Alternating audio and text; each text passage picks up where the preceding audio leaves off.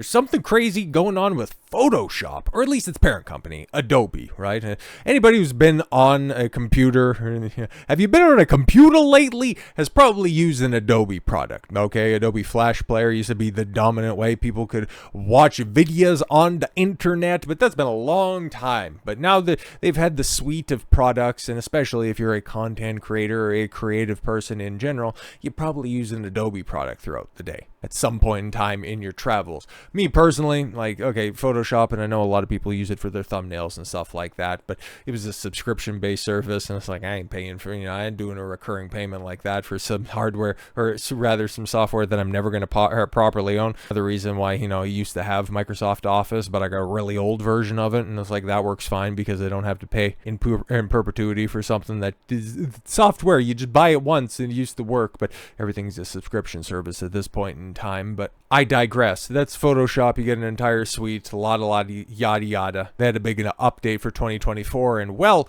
it's attracting the wrong type of attention. And this is why, reading through your terms of service, you don't know at the end when you just mindlessly check that little box in order to, move forward in your installation. You don't necessarily know what you're signing up for. So thank God that there are some autistic people that are out there that do read through those 1,000-page terms of service, because they uncovered quite a doozy here. Adobe Photoshop new terms of service demands the right to access your work.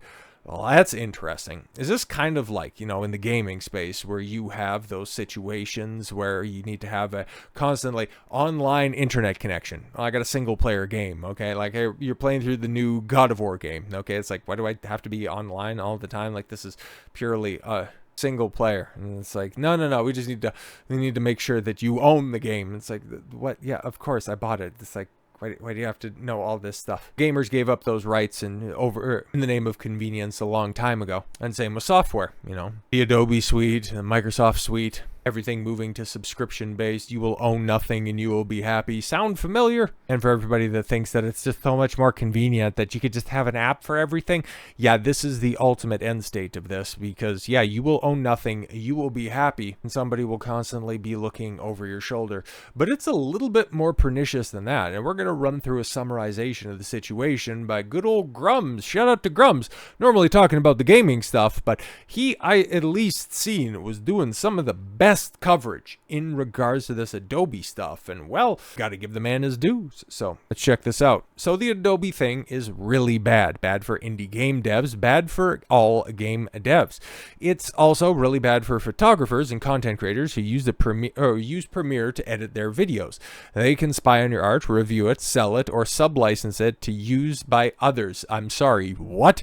They can promote their software with it, give it away for free if they want, even if you normally depend on what you create to earn an income. They don't care. If you use any tool that needs to touch Adobe servers for processing, Adobe claims they own a license to it. I'm sorry, I beg your pardon. Even if those files are local to your computer, and even if you opt out. So if you use an Adobe product, and because it constantly needs to be updated by having an online connection, they own your work. Interesting. Which tool triggers this clause and allows them to touch your local files? They don't say. They give one example, content-aware fill, and that means any tool is up for grabs later if they decide. Adobe dropped the terms, and we will vote with our wallets and cancel Creative Cloud. Yeah, no, exactly. And there's everything that's down there. Photoshop is the only one that I know for sure. I know the rest of them that are down there, but yeah. Of course, man, 15 products, and, for more creative types, I'm just, I'm this simple asshole with a microphone and a webcam. I use, DaVinci? DaVinci Resolve to edit. I use Canva to make thumbnails, okay? Like, that's my high-tech suite. It works for me and what I do. I know that Canva's kind of a bit spazzy, but if you're looking for a video editing program, yeah, I highly recommend, DaVinci Resolve. Super easy and free, 1000% free. But anyways, yeah, going back to the Adobe stuff, the controversy gets even worse. Oh no, Adobe says they own what you make. It's not just a privacy issue. If you use Adobe software to create work, Adobe claims to have license to everything. You can make use of it what you see fit. They can even sell it to someone if you wish. License your content, okay? So this is broke out of the terms of service. So, solely for the purposes of operating or improving the services and software. So, yeah, if we think that it'll work best for us, we could just go ahead and take it. You grant us non-exclusive, worldwide, royalty-free, sub-licensable license to use, reproduce, publicly display, distribute, modify, create derivative works based on, publicly perform, and translate the content. So yeah, we're just going to take it. We don't owe you anything for it. We're just going to take it.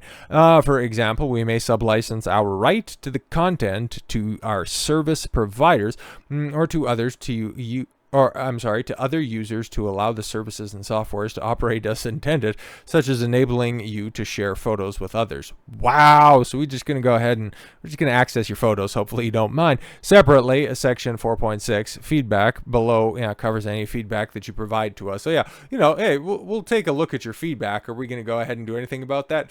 Yeah, I wouldn't hold my breath, but what you can do from here. How to fight Adobe's new terms of use that claim they own and can review your works. Add a consolidated list of alternatives. Cancel Adobe Creative Cloud. Well, yeah, of course, start looking at alternatives. Okay, here's a screenshot here, which obviously I'm just going to read the ones that are pointed out here for Photoshop. Alternatives, Krita, GIMP, weird. Sai, Clip Studio, Premiere. Yeah, of course, I would recommend this one. That's the one that I use and super easy. And it's very rarely backfired on me. Okay. Like I know it has, I think it's crashed once or twice the thousands of times that I've used it. So Lightroom, Capture One, of course, Substance Painter, Designer, Blender, Marmoset, Mari, and then Illustrator, Inkscape. Yeah, of course, there you go. And then there's, of course, yes, a good list of different alternatives for, yes, Photoshop and all your other suite of products. If you're interested in that, obviously, there's going to be a link in the description. But all things said, summary of rights, Adobe is asserting over your work. So they can review it for content moderation. They can manually review it by humans, just accessing your personal property, but hey, it's theirs now because you use their products. Weird. They can publish it or give it away for free. They can sell it to third parties, sub-license, and they can and will use it to train their AI. You can't fully opt out, or even if files are local, content-aware fill, and other non-specified tools. Cancel Creative Cloud today. And as far as I can tell, or at least from the updates that I've seen from Grums, there's absolutely no movement on the Adobe situation. So yeah, there's a link to how to cancel your subscription if you don't want to get spied on, if you don't want to have your own personal property robbed from you. Well, feel free to follow the instructions that are right there. But this is kind of crazy. But this is, of course, like you might think, well, I don't use Adobe all that much. Okay, I just simply use my computer. I just use my devices for browsing or anything like that. But you don't think that there's going to be other consequences to this? Okay, if this goes unpunished, you don't think that, I don't know, maybe your browser don't do the same thing with your personal search data? Oh wait, they already do that. You don't think that social media platforms like Facebook, Instagram, or hell, even using Twitter right here, won't just simply take the content that you're using and creating and use it for their own? Oh, right, they're also doing that right now. It's almost like protecting your own creative works, creating your own personal online identity, taking care of that information is more important now than ever. Adobe is just right now the most prominent example of this. But it's not going to remain the only example of this. Microsoft will probably have already concocted some other crazy scheme to mimic this, maybe at a lower level. This will just simply serve as an example for those types that are out there to just show that, ooh, right now this is a little bit too far. We can't quite go as far as Adobe did. So let's go ahead and walk a couple of steps back until we once again get up to this point, and then they realize that, oh yeah, no, everybody's kind of fine with this stuff. Because remember back in the cut, back in like the late 90s, right around the time that, buying stuff online when eBay was starting to really pop off, where everybody was trepidatious and putting, their home address or any personal information online. But now you probably have more credit card numbers or banking information,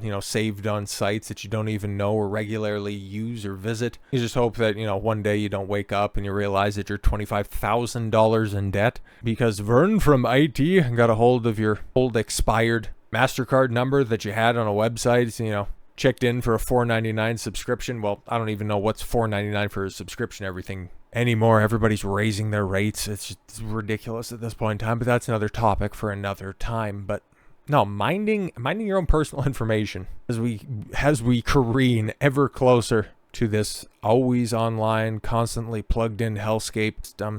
look after yourself and make sure that you don't run afoul of any of these stupid terms of service that are just outright trying to steal from you. There's no other way to put this. Adobe, get your shit together. So with all that said, thank you all very much for the gift of your time. I've been Don Consuelo. I want you to follow your gut and get after it. Take care, everyone.